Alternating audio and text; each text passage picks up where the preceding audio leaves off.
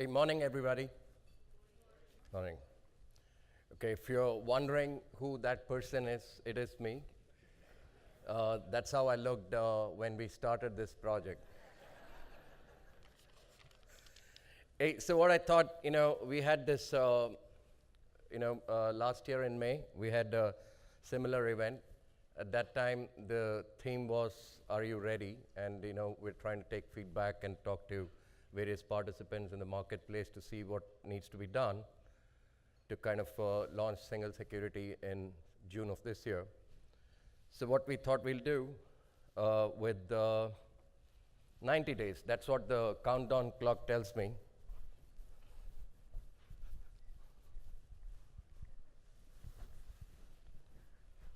So with 90 days and 13 hours to go, we thought we'll kind of get together again and we'll provide you some of the updates on what's going on. Like with 90 days left, we are in the last stages of kind of preparing for the launch of UMBS market. And we'll tell you what got done between last May and now and what next 90 days looks like. Over the last 1 year or so, we have done a fair amount of market outreach. We've had a number of conferences, webinars, and also one-on-one meeting with investors and various players in the market to kind of assess what it takes to kind of get this done. During this period, we also worked with IRS. They provided two important clarifications, one on the treatment of exchanges itself, and second, they provided some clarification on how to look at the 817H diversification rule. Those were very important, as during this period. Then 6 months back, we figured out, Freddie Mac is going to offer a big exchange program of old gold securities into the new UMBS. We realized the path we had built was not going to work for everybody. So we worked with TradeWeb to kind of provide a second path, and we are pleased to tell you that we're ready with that, and it should launch soon. During this period, Fannie Mae, Freddie Mac, as well as FHFA kind of worked with large trade and regulatory association, which has some role to play in this market. Namely, we worked quite a bit with SIFMA, SFIG, ISITC, NAIC, FINRA, MBA, and ICI, amongst others. So we kind of engaged with these industry groups to kind of get some of their feedbacks so that we could weave in some of their comments into what we were doing. We're continuing to test and develop the common securitization platform. I mean, like I explained last time, the way it works, Freddie got into common securitization platform over a period of last 12 to 18 months. Fannie is in the process of getting onto the common securitization platform. Once Fannie gets in, then we launch UMBS, and we offer that through the common securitization platform. So we have made significant progress over there. More importantly, there is a lot of reliance on various service providers. We have worked with every service provider in the mortgage industry. So they have built a lot of systems and tools for us, which you will start to see on your system and your desktops very soon. So we have been busy. And you have been busy too, kind of updating your systems, accounting processes, and legal processes, etc. One key milestone we got through last week. FHFA finally published the final rule on alignment last Thursday, right? That kind of talks about how both the GSEs will remain aligned in terms of having a common kind of cash flows or in the underlying securities. So that's what we got done. Okay, clearly I didn't pay attention to my first slide. I was to tell everybody that the conference is being recorded, and segment of this conference we may use in some of our publications over a period of time. So coming back to where we're going. So that's what we got done in last 10 months. So no pun intended. So what do we need to get done in the next 3 months? This is how it's going to look like, right?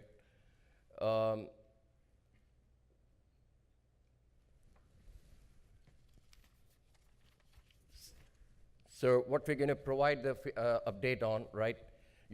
First, we will begin our session, right, where FHFA, the two enterprises and common securitization platform CEO, will kind of walk us through what's going to happen in the next 90 days, how things are looking like as we kind of run up to the June 3rd launch. Then we're going to provide an update on how we are thinking about the commingling and the fungibility of securities. So there will be a panel which will discuss as to how we're going to build the commingling and fungibility features and what you should look forward to, as we go through that process. Then most importantly, we have some service providers who have built a lot of systems which will facilitate the trading and the exchange. So they're going to be here discussing what you can expect to see in the next 90 days in terms of some of their system rollouts, some of the tools which will be important. One of the questions that has been asked of us for a long period of time as to how various indexes will work. So again, we have a panel of index providers, and they're going to share with you the plans as to how they're looking at the index and how we'll be rolling out various indexes over a period of time. Then comes, if June 3rd is the launch date, as you know, we have almost $2 trillion of Freddie Mac securities, golds, which are kind of going to merge into the UMBS. So we want to make sure that every investor in gold has liquidity, so we're going to offer an exchange program. So there will be a panel which will kind of share with you how the exchange program will work and when that will commence, and it'll commence well in advance of launch of single security. Last year, if you remember, Craig Phillips was here from Treasury. I mean, he kind of tasked us to say that let's see if we can get it done by June of this year. So he'll be back here to kind of take assessment of the situation and tell us why this project is very key in their thinking for the future of the housing industry as such, housing reforms. So that'll be in the afternoon, and closely followed with that, I talked about FHFA had announced an alignment rule on cash flows last Thursday. So we'll have a few folks from Fannie, Freddie, as well as FHA, kind of walking through what that rule means, how they intend keeping the cash flows aligned into the future. And then we really have a very exciting session, the last one of the day, where we'll have some of the key market participants. They're going to kind of walk us through how they see the market transitioning over the next 3 months, what is likely to happen. So we got a full day. We finish around 4:30 before we kind of meet up for cocktails at 4:30 just outside this hall. During the day, last year, one thing we found very useful was during the entire session, we kept taking audience poll. I mean, some of the feedbacks we wanted to get. And we kind of used that in some of our thinking as to understand how ready the industry is. So today also you're going to have a lot of polls. So if you look at your table, there is a polling gadget. So just to test whether it's working, I'm going to go through the first poll question for the day. Who do you think is going to win this year? I mean, I don't know why we have the fifth choice. Nevertheless, we have 5 choices. So if you can take your polling, it's called gadget, and we start the poll.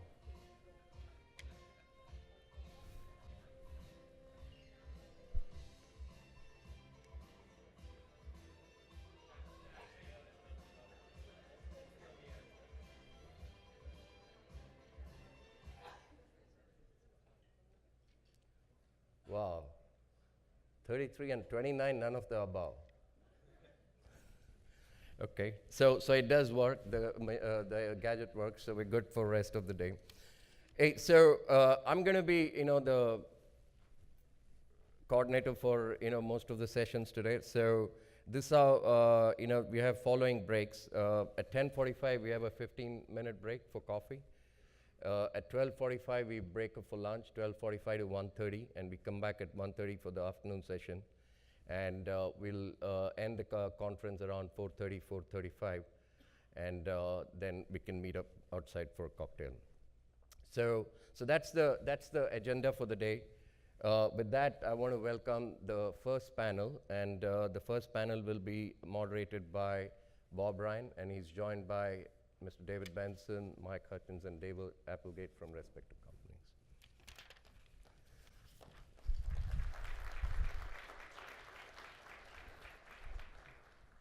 Hey, thanks, Bob.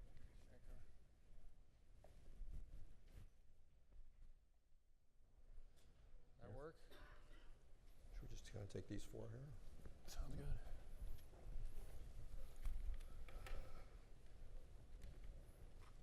Okay. Well, good morning, everybody, and I'll extend a big welcome to everybody. We certainly appreciate the broad attendance and the work that's been done to date by those gearing up to be ready on June 3rd. We certainly are. That's our go live target, and we're marching aggressively in that direction. So we're excited about that.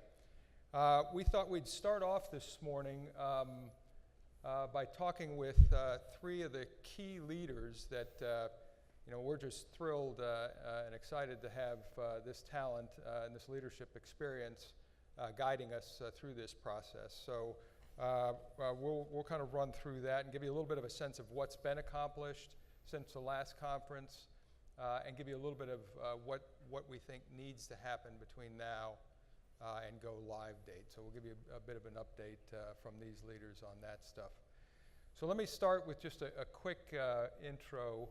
I'm going to start here with David Applegate. David Applegate is the CEO of Common Securitization Solutions, the organization, the joint venture that is building the Common Securitization platform, and has done an incredible job, he and his team, at building this process up, starting from scratch.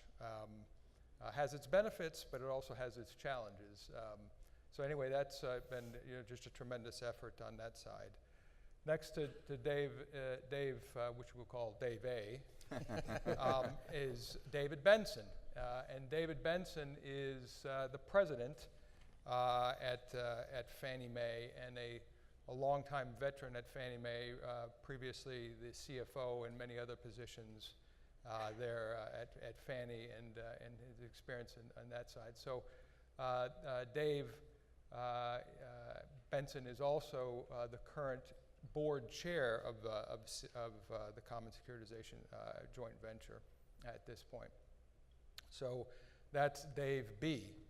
And then to my right here is Mike Hutchins, and Mike runs the investments and retained portfolio at Freddie Mac with a long experience on the street and kind of in these markets, and so also just with all these gentlemen actually have firsthand mortgage and markets experience in this process as well.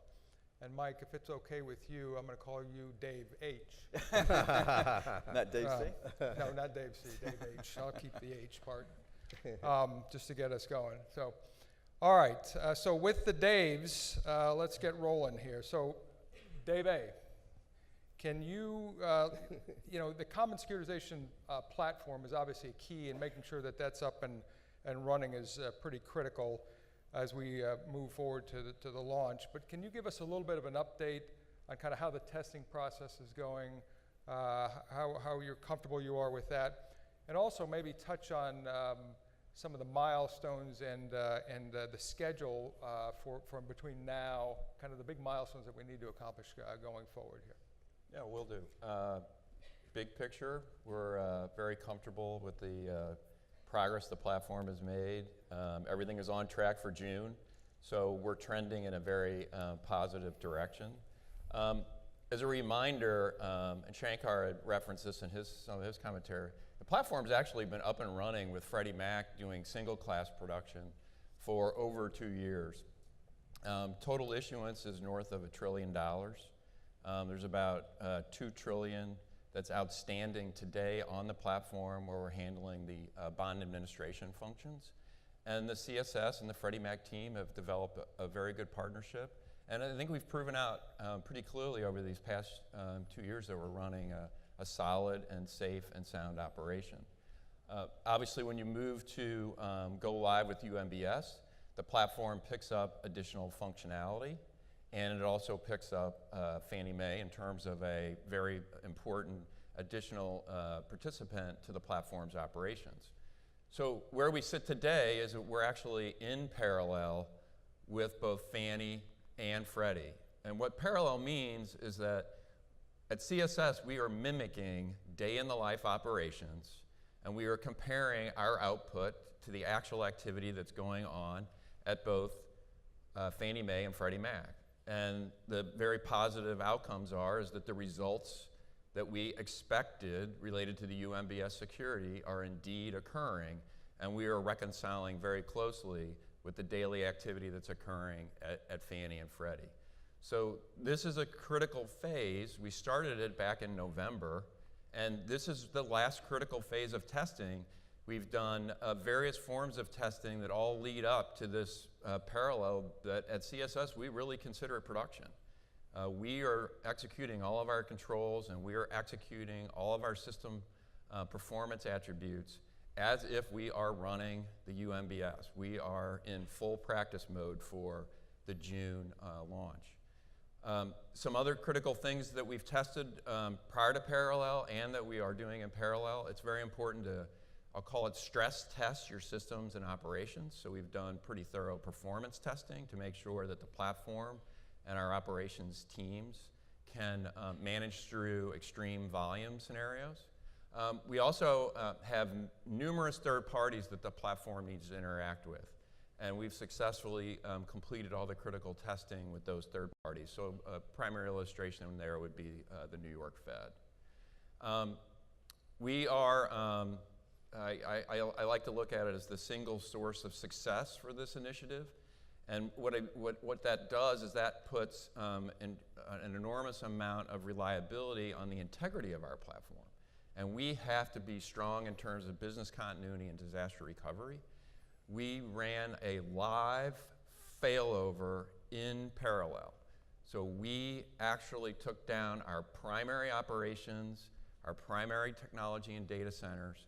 We failed that over within a 4-hour time period and successfully brought up operations in parallel at our remote data locations, data center locations, and we ran operations out of our California facilities. So all the core activities going well, and we have an excellent track record in terms of continuity and disaster recovery at this point. So very, very positive in terms of where we are at this point.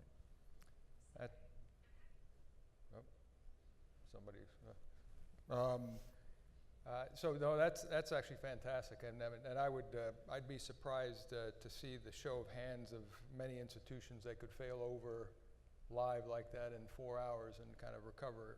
So it's just a tremendous accomplishment, and that's one of those benefits I think of starting from scratch a little bit there, right? And it's important. Yes, the resiliency can get structured in ways that aren't dependent upon some legacy systems. Right. And I do want to point out is that the partnership with Fannie Mae and Freddie Mac is critical to all these things occurring. The testing relationships, whether it's in parallel, prior to parallel, performance, it's been a tri-party effort from the start. And it's that confidence that all the teams have built in each other that gives us a strong credence and a strong comfort as we're going into June. Yep. Okay, maybe Dave Benson, if you could, as the board chair, any other thoughts that you'd have about kind of the progress that CSS is making kind of this process? Yeah, absolutely. We had a conference, it was about a year ago, and I think at the time there was more there was more uncertainty, I think, and not so much necessarily on our parts, but I think in terms of the industry, in terms of the timing and whether this thing was going to come off in a way. And we felt pretty good about what we had planned for, but I think we even realized at that time that there were several milestones that needed to get hit, and they were not insignificant. And so the report that you just heard from Dave is the culmination of hitting a series of milestones over the course of, well, it's been a few years, but even in the last year, having to do an amazing amount of work to be able to make this happen. And everything is systems go. We are going to be going live. I think last year when we talked about that, we said we think we're in good shape to be able to get there, but there was still a certain amount of uncertainty, and that uncertainty has obviously closed a ton over the course of the last year. And I think we're fully ready to see this happen on the 3rd of June. From a board perspective, really it's been a really nice working relationship between the two enterprises, Fannie and Freddie, FHFA, the CSS personnel. It's been an unusually unique opportunity to be able to work, with with a competitor, to be able to work in a collaborative way, to be able to get something of this import done. The board takes all of this very seriously. You can imagine that before either Fannie or Freddie would be willing to allow a significant part of their operations to be sent over into what effectively is a third party that we've created. There's a number of steps that go into ensuring that that's going to go off well. All of the things that you would expect, whether it's SOX testing, if it's failover, if it's cybersecurity, I mean, all of the things that you would expect that Fannie Mae and Freddie Mac would each need to be individually convinced we're going to work 100%, have been a part of the process that we've had to engage in. So the governance process is strong. You've got the board of CSS, you've got the individual boards of Fannie and Freddie, you've got FHFA. All of them are keyed on ensuring that we do go live, and once we go live, that it's done with the highest amount of safety and confidence. And I think we're well on that track. So, first off, I'd like to say, because this will probably be the last conference of this type we do before we go live, but congratulations to everyone involved. It's really been a unique and a wonderful experience to be a part of. Thanks, Dave. I'm going to stick with Dave Benson for another one, which is maybe tell us, the other big thing that had to be ready was kind of all the participants, right? All the industry stakeholders and everybody being ready to do that. And so obviously we've made some progress, but maybe what's your take on kind of how the industry's doing and how are we measuring that response or readiness? Yeah, so it was kind of, again, hearkening back to a year ago, we had kind of almost like a war map of the whole industry and the various constituencies and stakeholders that sort of needed to be up to speed and at a level of readiness that would equate to the timing of when we were going to go live here. And so we knew we knew the major participants, we knew the minor and moderate participants, and had it all laid out. And I think for most of the people in this room, either directly or through your organizations, have been part of a process of communication with all of us throughout all of this time, which goes back well before even a year ago, but has certainly over the last year really accelerated, of communication to ensure that all of you are prepared to be able to deal in this new UMBS market, operationally and otherwise. The information that we have back from the various stakeholder groups is that in mass that we're in very, very good shape. We don't have significant concerns at this point that participants in any major form have an issue with being able to do that in June. We think there's been enormous progress, I'd say, over the course of the last 9 months on that in various circles, where as it became more and more apparent that the date was going to be hit in June, that all of you became that much more keen on ensuring that you were ready to go. So all of that information, really, has said to us that we've got not only CSS that's ready to go and Fannie and Freddie that's ready to go, but that the entire industry, be it investors, lenders, vendors, all of the key stakeholders or yes, I know we have one significant milestone that's yet to occur, which we hope will occur later in the week. Yep. Before the end of the week.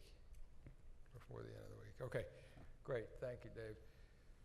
So, Mike, the other big thing for Freddie is the exchange, right?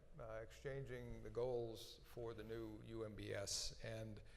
And I think, as Shankar had put up on the screen, there's a session that's going to go into a good deal more discussion and detail on that. But why don't you give us a sense of your thoughts about how soon folks are likely to exchange to exchange the gold securities. When would that start? When do you see it going? How do you guys think about the capacity, and what's your confidence in the ability to kind of handle the volumes? Obviously, there are a couple of trillion of those bonds out there. So, and then the final one is kind of, obviously a big holder of these is the Federal Reserve, and how have they been engaging, and what do you think that they're likely to do, if you can speculate there? Well, Bob, predicting exactly what market participants, especially the Fed's, going to do is difficult at the end of the day. That's why I asked you. But I think if we sort of segment the portfolio, segment the market overall, and maybe on one side we have obviously buy and hold investors, and the buy and hold investors are probably going to be slow to exchange, and in fact some of the buy and hold investors we talked to may never exchange. On the other side, we've got money managers and investors that trade their portfolios a little bit more actively. And I think these investors are more likely to exchange their securities. And the part of the market that we think will get exchanged first is a TBA and the low payout pools. But again, there's parts of those portfolios that these money managers have and others that they may not exchange for quite a while based on the prices that they get on gold securities, especially on the specifieds and so forth. We have done surveys of the market, and I'd say what the respondents have replied overall is about 2/3 of the respondents have said they plan to exchange within the first 6 months after we announce the exchange portal or exchange window is open. And we plan on doing that about a month ahead of the June go live date. And so we plan on keeping an offer open for the foreseeable future. The overall offers that we're planning on making, we've actually been publishing for the last couple months, 3 months. And actually been publishing it weekly. Float pricing, float compensation is part of the overall exchange. And again, it's pretty detailed if you haven't looked at it yet. When we ultimately, these are indicative pricing at this point, but ultimately they're going to be daily pricing that we're going to put out there for legacy golds. And we're using an OAS methodology based on the cash flows of the securities. And in today's market, we're coming up with fairly tight pricing. If you look at the 15-year low coupons, they're last week I think they were around 2 3/8, and on the other spectrum is the 30-year higher coupon securities up in coupon, and they're probably 2 7/8. So a fairly tight range that we're seeing. And again, we're going to keep that. Our plan is to keep that open for the foreseeable future. We're also planning to reduce our giant fees to encourage people to consolidate their overall portfolios. Like other aspects of the single security, we've worked with market participants, investors, dealers, vendors to get our platform up, to get the technology available for exchange. We have a high degree of confidence that that's going to work well. We do think we built in sufficient capacity to handle the likely needs and maybe even higher than the likely needs that we're seeing on a daily basis going forward. There are 2 paths we built in. We've been working for a long period of time on dealer paths, where you can go to your dealer and exchange your securities and then they come to us. Or We've recently set up, and again, this was asked to us by some participants, specifically the money managers, to set up a direct path into us. And we've worked with, I think you're going to hear from them later, we've worked with TradeWeb to set that up, and again, we have a high degree of confidence that's going to be available in May. And then your hardest question, Bob, was the Fed. And we don't know exactly what the Fed's going to do, but if there's one person we're not worried about, it's actually the Fed. They're concerned about an orderly market.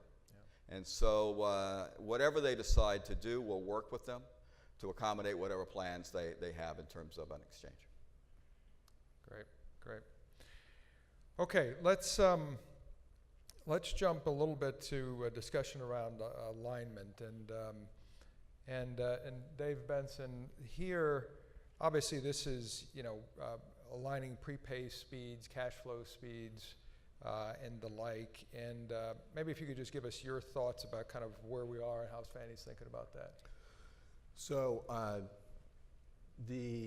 think that, the two biggest challenges I think in this entire exercise have been, the operational piece, which we discussed a bit about, and in which Mike's talking about with the exchange. So there's the operational pieces, and then the market-related alignment issues are a big deal. Yeah. And I think that topic has been addressed in a very thoughtful way over a very extended period of time, with a discussion that FHFA has coordinated through its rulemaking, and over an extensive period of time with the alignment of various practices that the GSEs have been implementing really for several years. So it's not as though there's going to be a big bang change in all practices come June. There's already been an alignment of significant practices among the GSEs over the course of the last several years. And in fact, you've seen some of that benefit in the pricing of the existing securities in the marketplace, where you've seen prepay speeds, for the most part, converge, and for pricing to converge in many ways, with a little bit, I know that there were some issues that remained outstanding that the industry has spoken with us all about and trying to address. So I believe people all here may be aware that there was that the final rule of alignment, at least up to this point, was issued last week by FHFA. Okay. I believe if you read through that, I think that you'll see a lot of thought has been given to setting specific metrics and practices that should ensure a high degree of confidence that the UMBS should be fungible to every great degree throughout the cycle. Having said that, I think we should all recognize how complicated a series of factors there were to go into that, and I think that every care has been taken to address every major concern that has been put forward by the industry as it pertains to this. And my sense is that we've given every reasonable shot to indicate that this is going to work out well. The reason that I'm particularly confident is that we've already achieved a fair amount of success with less than what's been put forward by the FHFA as of last week. There were additional enhancements, and I think a lot of this is going to get discussed in detail later in the conference around WACC spreads and things like this, that I think are going to really increase the level of certainty around these issues. So I feel really good about where we're going into this. The thing I also do like about what the approach has been here is that I think it's understood to be an approach that may require over time continued enhancement. Yeah. And I think that's a key feature here. It's not as though what's being put forward is saying that everything has been solved and that there aren't going to be things that will need to be looked at. In fact, the entire process is one of continually looking at what is being generated from the securities and whether adjustments need to be made, and I think people should be confident in that process. The one thing I do know is that FHFA, Fannie Mae, and Freddie Mac have a vested interest in ensuring that that process works for the market. And so I go into this with a fair amount of confidence that what we've put forward gives us a great shot at having things transition well, but with also a process that would allow for adjustments if they're needed over time. Not that I'm expecting that there would necessarily be a lot of adjustments, but you never know. But I think you've got that embedded in the language of what's been put out there. Yeah. Thanks, Dave. Thanks. And Mike, maybe from Freddie's perspective and kind of your experience, how do you guys thinking about the alignment competition kind of question here, where we ended up? Both Fannie and Freddie have been active innovators, in the market over the past years. I think we both want to address inefficiencies that we see in the market. And for Freddie in particular, I know that includes both primary and secondary market.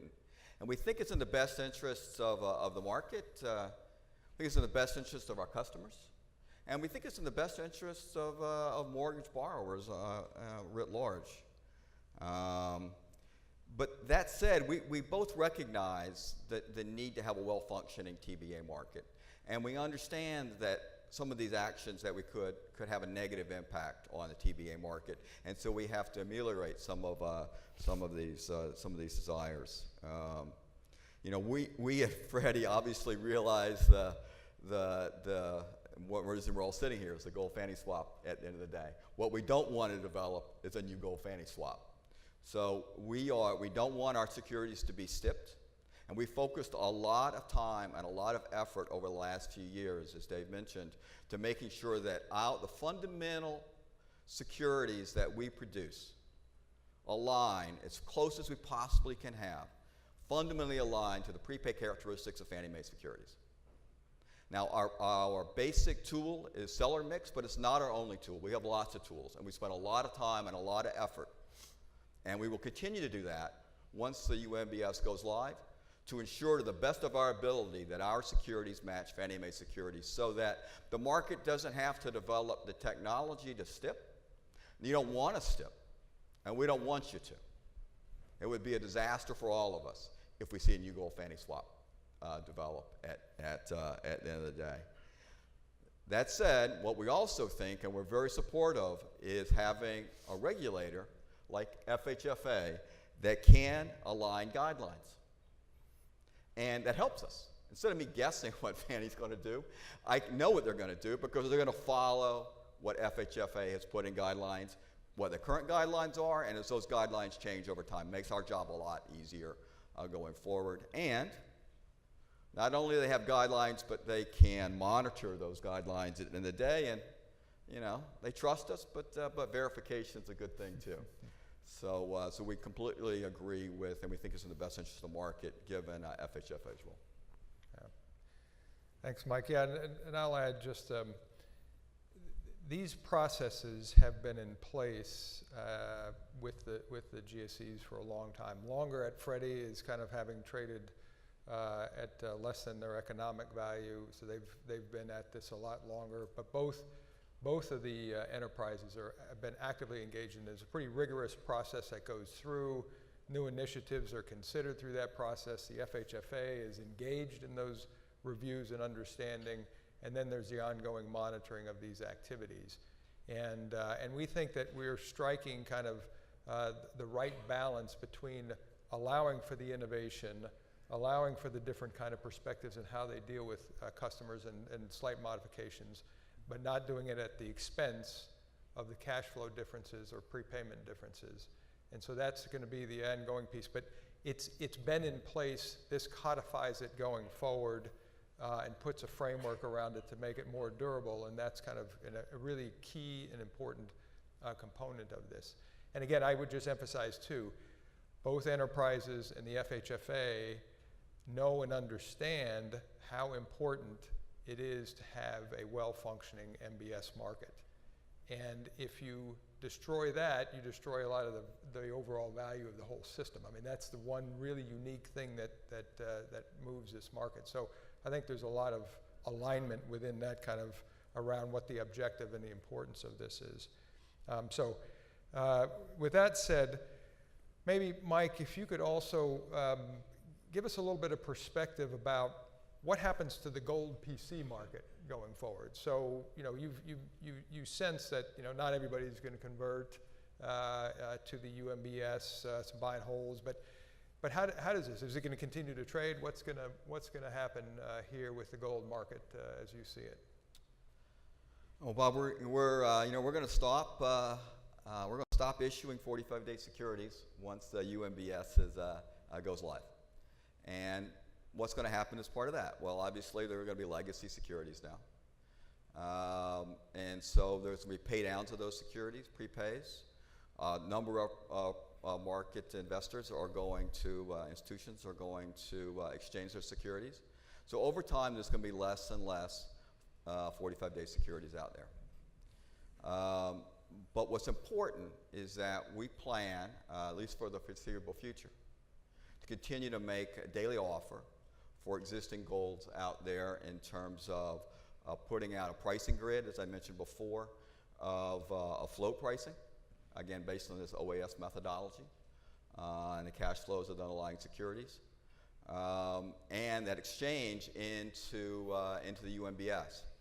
And so they're not getting orphaned in terms of the market. There's a path from legacy gold securities, if you want it, into the UMBS at the end of the day. And we think that that should support the overall market so that if people want to exchange quickly, they can, but if they want to hold on to their securities, they can. And you would think that the pricing of those securities would then be based on really four things, which is the price of our float that we're putting on there, the price of the UMBS that's going to get traded into, and then the fundamental and technical aspects of the existing gold securities. So that's why, again, I think probably TBA and low pay up will probably be exchanged fairly quickly, and other people may keep their specs for a long period of time because they like the cash flow characteristics of those at the end of the day. And I think if you look at some of the recent pricing of the gold fanny swap, I think it provides support for this overall thesis that we're seeing. Yep. Okay, Dave Applegate, let's talk a little bit about. So we're on a good path. You've got key milestones. What's success going to look like to you, kind of when we go live with this? Obviously, that's the first measure, but go live with this on June 3rd. What does that look like from your perspective, and what's next for CSS? Success is about customer satisfaction. Fannie Mae, Freddie Mac are our clients. We need to deliver quality service to them. And there are a series of service level agreements that range from daily activity that occurs in terms of processing new issuance and the disclosures that go with that, to monthly activity around ongoing disclosure to creation, how the bond administration exercises work, factor creation, payment. There's so many disciplines that CSS needs to support for Fannie and Freddie with defined accuracy and timeliness. And successfully doing that for our customers is our objective. Between both organizations, you'll have 26 million loans, almost 1 million securities, and almost $5 trillion of outstandings that will effectively be administered through the CSS and CSP platform. And we want and can do that well, but the success will be defined by our customer. And what's next is not, very sexy. It's like hit it down the middle. It's get better at performance. It's improve the quality of your organization. How do you do that? Well, like controls. We have multiple controls to make sure that we perform these functions correctly. but you can move in certain cases from a manual control to an automated control. And we just want to continue to get better at what we're doing, and we want to look for ways over time to reduce our cost structure so that our efficiency stays high and our costs continue to decline over time. And that way we look at ourselves as being a more effective partner and being a more valuable player to both Fannie and Freddie as we do that. Great. And Dave Benson, what about, as the chair there, kind of what's your sense of kind of what implementation looks like, and how does that, what's success there from your perspective? You know, it's interesting listening to Dave and hearing him say that success is defined by him as that his customers are happy and his customers are Fannie and Freddie, and then I realized that just about all of you could care less about that. It's not about whether Fannie and Freddie are happy, but what do we all collectively care about and what's going on here? This is one of the most monumental changes that's happened in the fixed income markets in forever. It's arguably the second most liquid market in the world. We are doing something that's big and important, and that for some of us will, in seeing this through, will end up being a career highlight in terms of the magnitude of its impact on the market. So what is success?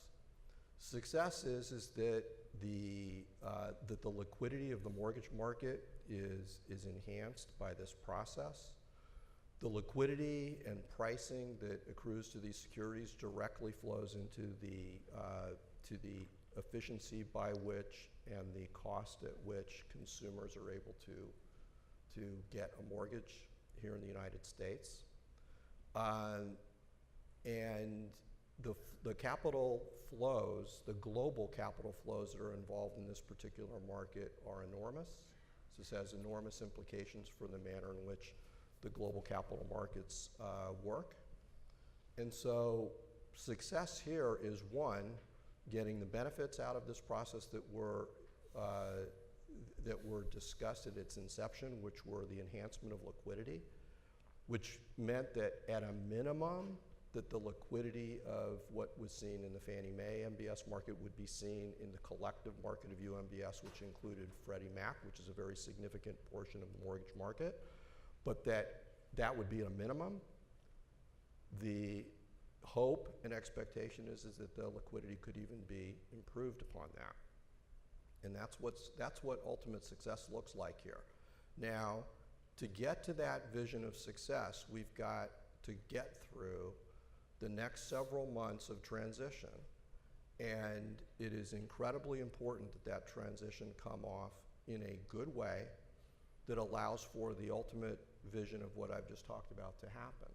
And every step is being taken and every care is being taken to ensure that that's the case, that this transition goes off well. It is not being assumed. It is not being assumed that will be the case.